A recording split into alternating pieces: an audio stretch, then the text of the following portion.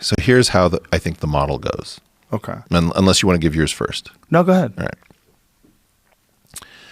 The first thing that we have to understand is that there's a division. I want to lay this out super carefully. The first division is between what you're calling the loudest voices, and I'm going to call the most courageous, well, I don't want to call it courageous, the most willing to accept loss. The voices most willing to accept loss. Most of the left does not want to be dragged to the extreme left. And so you hear this thing about, why are you focusing on a fringe? And the answer is because the fringe is running the show, in my opinion. What do you mean by willing to accept loss? If you go into an Antifa versus Proud Boys melee, you're willing, you accept that you may get clocked with a bike lock. I don't think that's correct. Or a baton. I don't think that's correct. I think you're dealing with people that have no concept of real violence, no experience of real violence. They're LARPing. Have you seen? Yes, it's fucking cosplay. It's cosplay LARPing. Have you seen the image of the guy who's a suspect? Looks like he's never worked out a day in his fucking life. Looks like he's never been outside. And I think these people are playing a fucking game. We've agreed on this. Yes. Okay. But you are willing. So you think you're going to get into a Wile E. Coyote versus the Road Runner kind of a thing where both of them always survive to the next cartoon. They have no idea what they're doing. Have you ever seen a fight between people that have no idea how to fight? Yes. Yeah. Okay. We all have. I've been one of those people. Okay. That stuns me.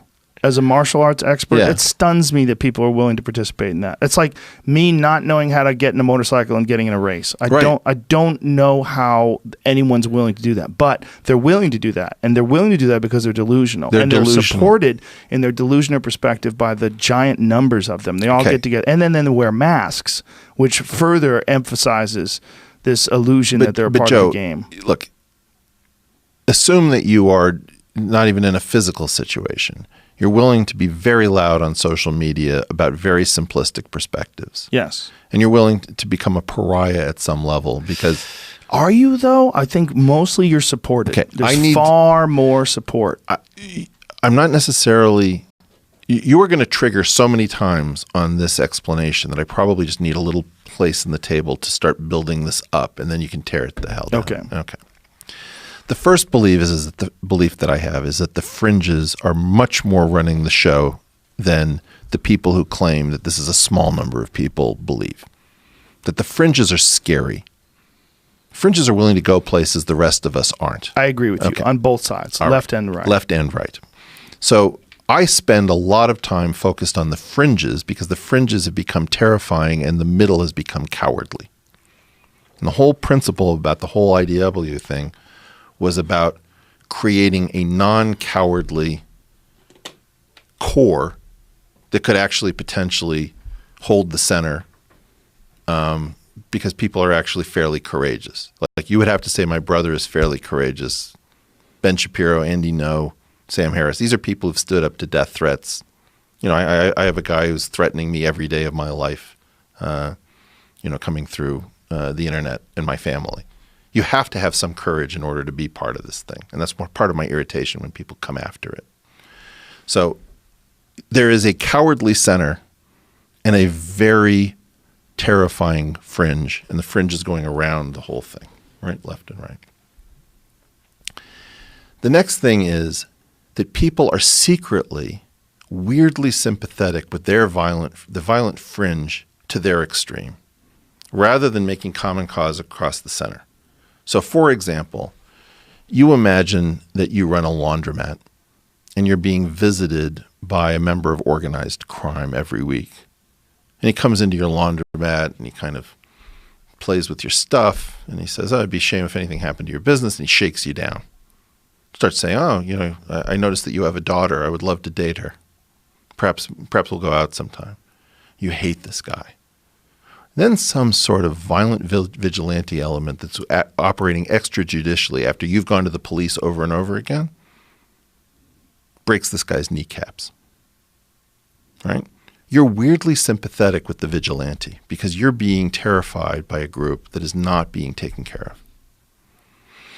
So I think that this is in part why some elements of the left that should be more responsible, that have institutional positions, that have platforms that they can broadcast, are weirdly sympathetic to Antifa, and why country club Republicans are weirdly sympathetic to some of these far-right groups is that they view them as this is the dangerous group that's kind of taking care of the problem that I can't stand up to.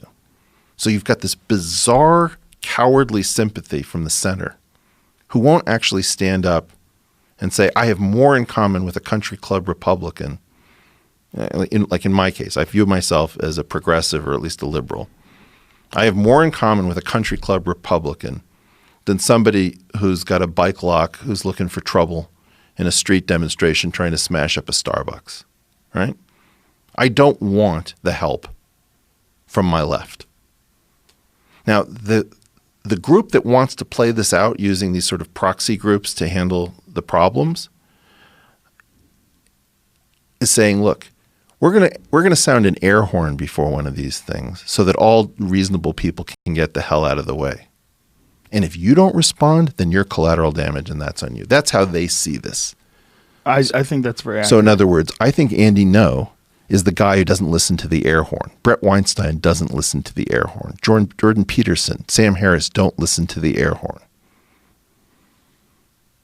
Yeah, I think that's very accurate in your description of these fringe people doing the work of the people that are more reasonable but are happy to have these bad people do their work to fight this battle for them because they think that ultimately it's for good. Yeah, I need my organized crime group to get rid of your organized crime group, right? Yes. And so the idea is that the law and order people are like, I really don't want anybody's organized crime group, and I'm going to actually stand up to the mob, and I'm actually not going to pay you your goddamn protection money because I'm going to own a laundromat, and this is the United States of America, and fuck off.